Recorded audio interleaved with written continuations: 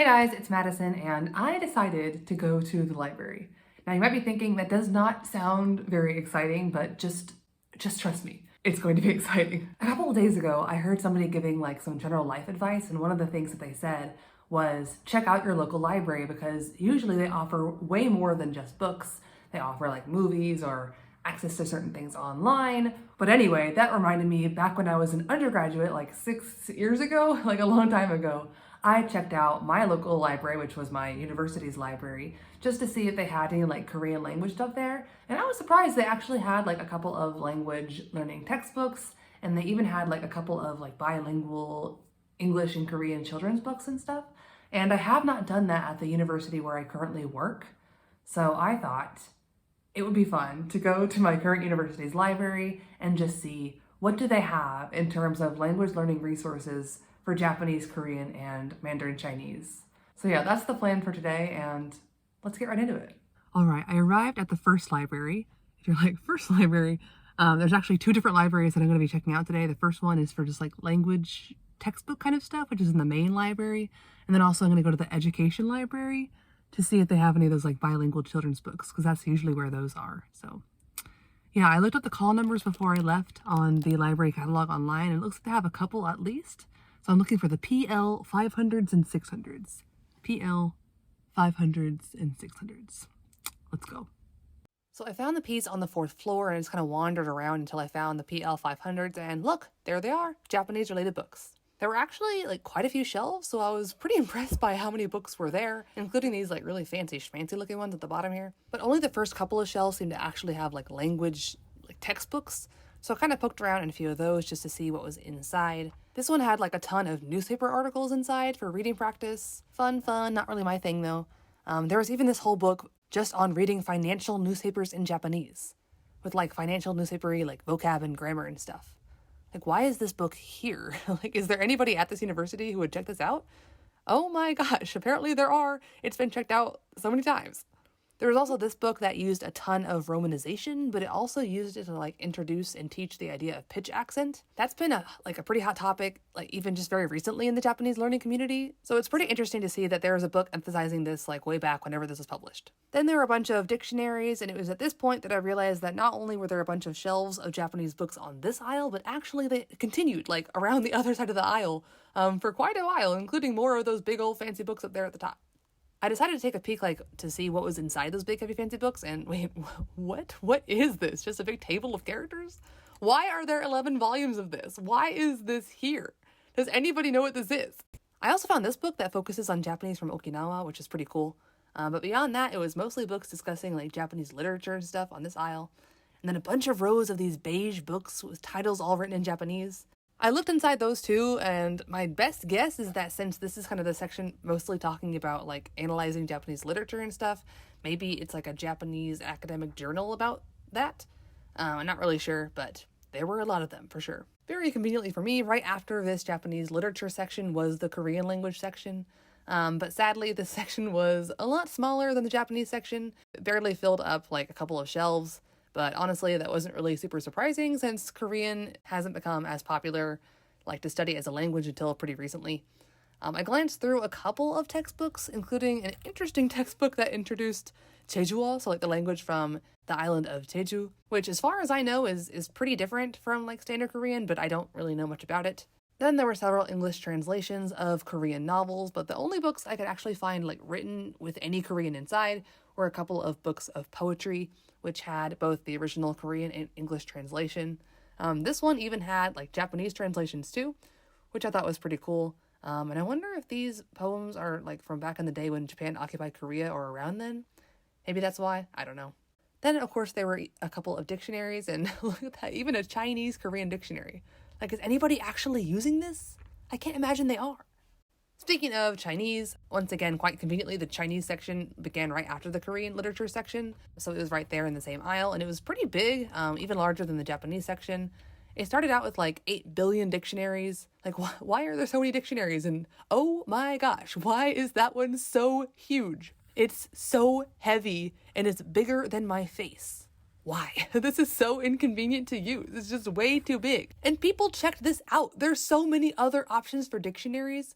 Why would people choose to take this one? Did they bring a suitcase to take it home with? I don't understand. Anyways, after all those dictionaries were the language learning materials, which of course I was the most interested in. Look at this one and how big the pinyin is. The whole top of the page makes you focus on only the pinyin with such tiny little Chinese characters underneath. And then the rest of the page, for the grammar, there's not even any pinyin. How bizarre. They also had some Cantonese resources, including this slang phrase book. And then there's this Cantonese textbook that's super old, doesn't use any characters.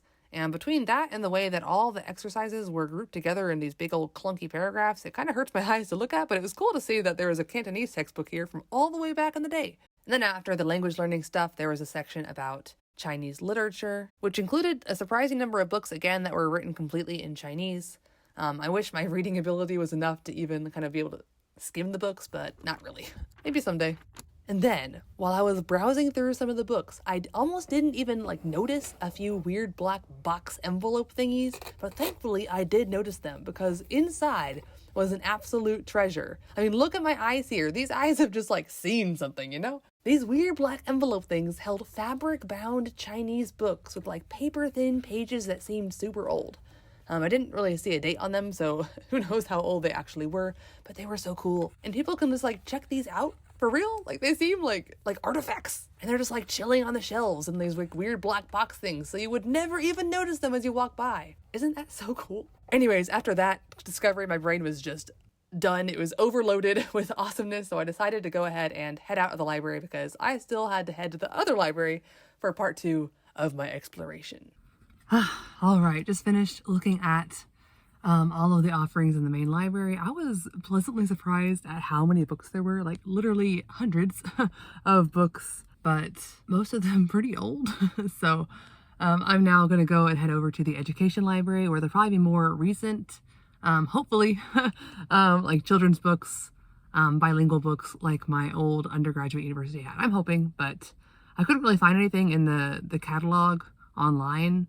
I didn't really know what to search for. I was Korean children's book. You can search by language, and I couldn't get anything to pop up. So we'll see if they have anything, but I don't know. After finding out how many Korean, Chinese, Japanese books there were in the main library, you never know. So we'll just go and see.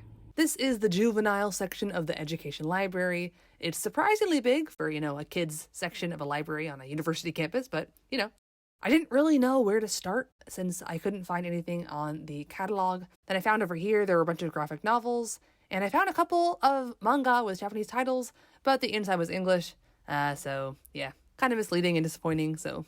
But then I found this helpful classifying system where I found the most likely call numbers for what I was looking for, somewhere in this area. Also, can someone just tell me what the difference is between juvenile literature and juvenile fiction? Isn't some juvenile fiction also literature? I don't understand.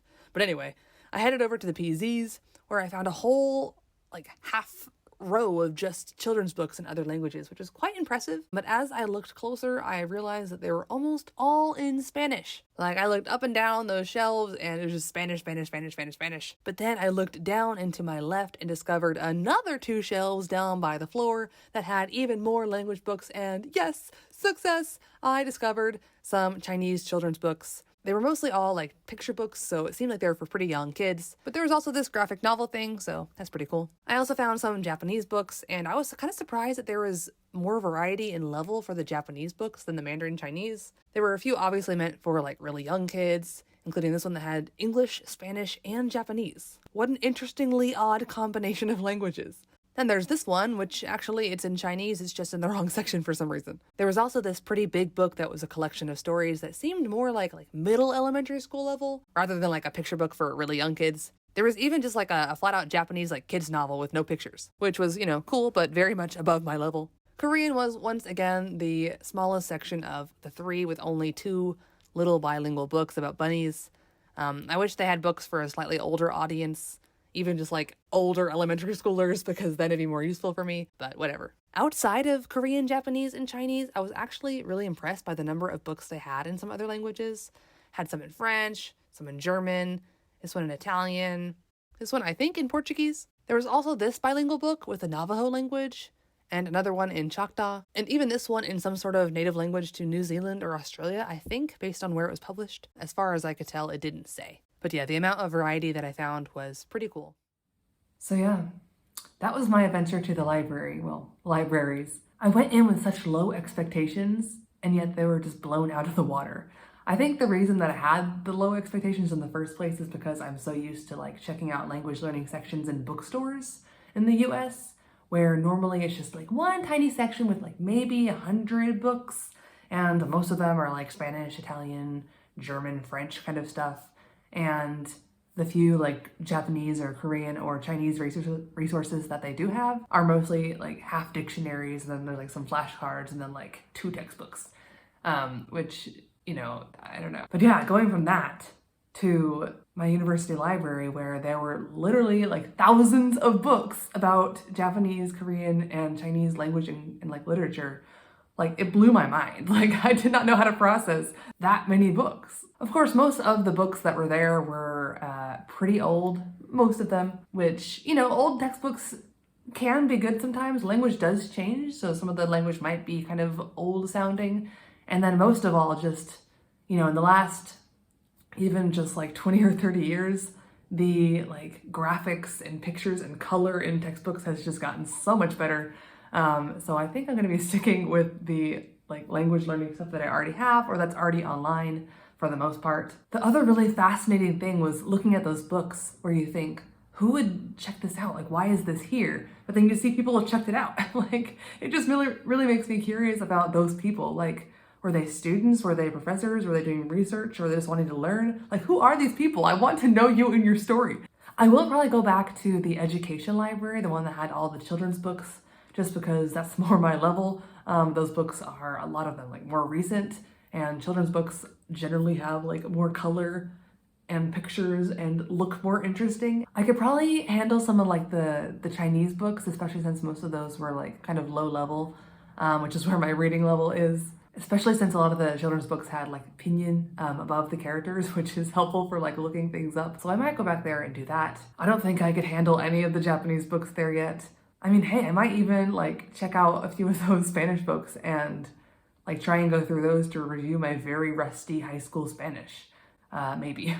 I probably don't need to add another language right now to my interests, but you know, seeing those hundreds of Spanish books on the shelves did kind of pique my interest a little bit again, so we'll see. Yeah, I really hope that this video is like even like just 10% as interesting to you guys as it was to me, because it was super fun and exciting to film. You can probably tell that I was really excited about these things. I am, you know, a language nerd, what can I say? I spent like literally like over 3 hours at the library. It was kind of crazy. Yeah, moral of the story is go check out your local library. Mine is a university library, so it might have like more books than the typical like just normal public library. But even then, like go check it out. You'll never know. Maybe you'll be pleasantly surprised like me and find that they have a bunch of language learning resources that look interesting to you. And if there is a university nearby you, go ahead and go check it out. I think most universities, like I know mine, you don't have to be a student or faculty or something to like walk in the library. You do have to be a student or faculty to be able to check things out.